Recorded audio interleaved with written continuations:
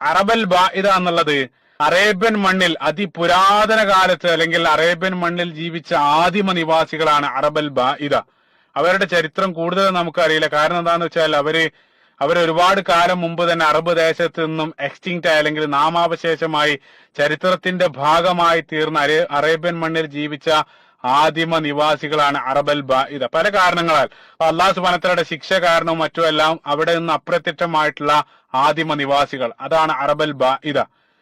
ഇപ്പൊ പരിശുദ്ധ ഖുർആനിൽ തന്നെ നൽകുന്ന പരിശുദ്ധ ഖുർആനിൽ അള്ളാഹു സുബ്ഹാനഹു വ തആല പറഞ്ഞ ആദ് സമുദായം, അതേപോലെ തന്നെ സ്വാലിഹ് നബി അലൈഹി സ്വലാത്തു വസ്സലാം നിയോഗിക്കപ്പെട്ട സമൂദ് ഗോത്രം എല്ലാം അതിനുള്ള ചില ഉദാഹരണങ്ങളാണ്. അപ്പൊ പരിശുദ്ധ ഖുർആനിൽ സൂറത്തുൽ ഫജ്റിൽ വസമൂദ് അല്ലദീന ജാബു സഖ്റ ബിൽ വാദ്, അള്ളാഹു സുബ്ഹാനഹു വ തആല സമൂദ് ഗോത്രം പാറകൾ തുരന്ന് വീടുകൾ ഉണ്ടാക്കിയതിനെ സംബന്ധിച്ചെല്ലാം പറയുന്നുണ്ട്.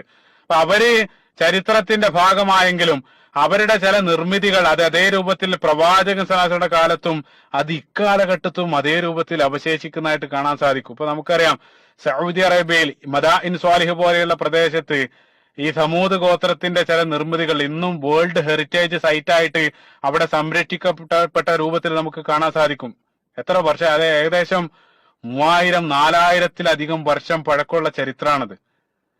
പരിശുദ്ധ ഖുർആനിൽ അതെല്ലാം പറയുന്നുണ്ട്. പക്ഷെ നമ്മൾ ബൈബിള് പരിശോധിക്കുന്ന സന്ദർഭത്തിൽ ബൈബിളിൽ ആദ്യ സമൂഹ ഗോത്രത്തിന്റെ ചരിത്രമൊന്നും പരിശുദ്ധ ഖുർആനിൽ പറയുന്നത് പോലെ പറയുന്നില്ല. മറ്റൊരു കാര്യം സാന്ദർഭികമായിട്ട് കൃത്യമായിട്ട് മനസ്സിലാക്കണം. അതായത് ബൈബിള് വീക്ഷണ പ്രകാരം മനുഷ്യൻ ഭൂമിയിൽ ഉത്ഭവിച്ചിട്ട് കേവലം 4000-5000 വർഷത്തെ പഴക്കം എന്നാണ് അവർ വിശ്വസിക്കുന്നത്. പലപ്പോഴും അവരുടെ ആ വിശ്വാസം എടുത്ത് ഇസ്ലാമിനെ ചില ആളുകൾ പഴിചാരാറുണ്ട്. പ്രത്യേകമായിട്ട് മനസ്സിലാക്കണം, ഇസ്ലാമിക പ്രമാണങ്ങളിൽ എവിടെയും മനുഷ്യന്റെ ഉത്ഭവം ഭൂമിയിൽ സംഭവിച്ചിട്ട് ഇത്ര വർഷമായെന്ന് എവിടെയും കൃത്യമായിട്ട് പറയുന്നില്ല. അത് മാത്രമല്ല, ഇസ്ലാമിക പ്രമാണങ്ങളിൽ നിന്ന് നമുക്ക് ലഭിക്കുന്ന ചിത്രം ഏറെ ശാസ്ത്രീയമായിട്ടുള്ള ചിത്രമാണ് ഇസ്ലാമിക പ്രമാണങ്ങളിൽ നിന്ന് നമുക്ക് ലഭിക്കുന്നത്. ഇപ്പൊ ഏറ്റവും നല്ല നിരവധി ഉദാഹരണങ്ങളുണ്ട്. 2 മാത്രം സൂചിപ്പിക്കണം. കഴിഞ്ഞ ഭാഗത്താണ് സൂചിപ്പിച്ച അബൂദർ അൽ ഗിഫാരി റളിയല്ലാഹു അൻഹു അദ്ദേഹത്തിൽ നിന്നുള്ള ഹദീസിൽ ഭൂമിയിൽ 1.25 ലക്ഷം പ്രവാചകന്മാരെ നിയോഗിക്കപ്പെട്ടിട്ടുണ്ടെന്നാണ് നബി സല്ലല്ലാഹു അലൈഹി വസല്ലം പറഞ്ഞത്. അപ്പൊ നിങ്ങൾ ചിന്തിച്ചു നോക്കുക, 1.25 ലക്ഷം എന്നുള്ളത് ഇപ്പൊ ഭൂമിയിൽ ഒരേ സമയത്ത് 3-4 പ്രവാചകന്മാരുണ്ടെന്ന് തന്നെ നമ്മൾ സങ്കല്പിച്ചാലും 1.25 ലക്ഷം പ്രവാചകന്മാർ വന്നു പോകാനുള്ള സമയം എത്രയായിരിക്കും? അത് 2 പ്രവാചകന്മാർക്കിടയിലുള്ള കാലയളവ്. ഇപ്പൊ നമുക്കറിയാം ഈസാ നബി അലൈഹി സ്വലാത്തു വസ്സലാം മുതൽ പ്രവാചകൻ സല്ലല്ലാഹു അലൈഹി വസല്ലമയിലേക്കുള്ള കാലയളവ് 500 വർഷമാണ്. 500 നമ്മൾ വിട്ട് ഒരു 200 വെച്ച് നമ്മൾ കൂട്ടിയാൽ തന്നെ ഏകദേശം ലക്ഷക്കണക്കിന് വർഷം അവിടെ തന്നെ നമുക്ക് ലഭിക്കുന്നുണ്ട്.